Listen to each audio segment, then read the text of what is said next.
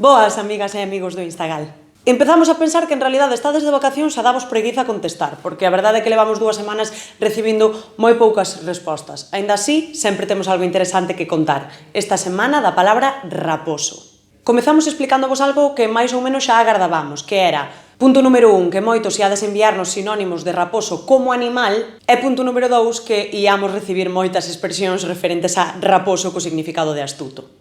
Comezamos falando co significado que nós vos pedíamos, que era o raposo co significado de astuto, para contarvos que precisamente astuto foi a palabra que máis veces nos enviastes.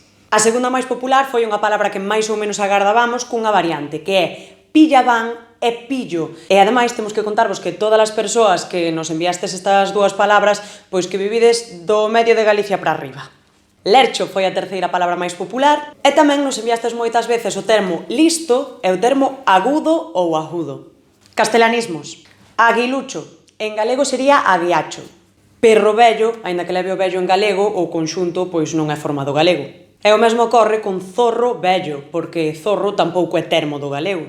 Sabidillo e espabilado tampouco son recollidas pola nosa lingua. Tamén se pode incluir nos castelanismos a expresión que nos enviastes de ser un pizpiretas, porque este último termo non é galego.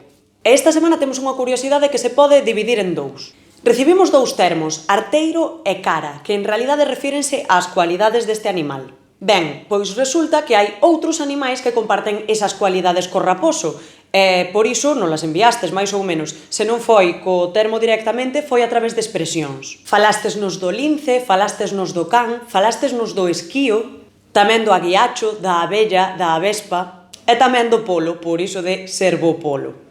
E imos xa coa listaxe de termos que nos enviastes que se inclúen dentro do grupo de ser unha persoa astuta. Intelixente, lambón, galopín, perspicaz, pícaro, espelido, fino, chispa, arjallán e sagaz. En canto ao raposo como animal, todos eses termos que nos enviastes como sinónimo disto, recibimos dous que non constan, que son bicheiro e rabipeludo. E, por suposto, tamén recibimos golpe e raposo. Do perrillo e do zorro xa falamos anteriormente nos castelanismos. E para rematar, expresións, que esta semana foi unha maravilla. Recibimos moitas arredor da palabra fino, da que xa falamos antes. Por exemplo, ser fino como un allo ou ser máis fino que a lá de gato. Por suposto, moitísimas relacionadas co tema do allo, que eu diría que de feito foi a que máis veces recibimos. Ser listo como un allo.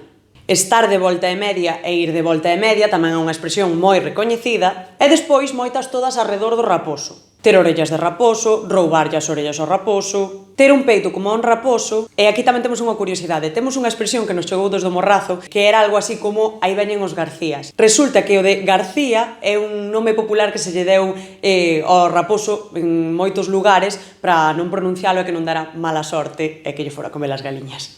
E con isto rematamos, agardamos que vos gustaran os resultados e lembrade que mañá haberá unha nova palabra. Grazas por participar. Chao!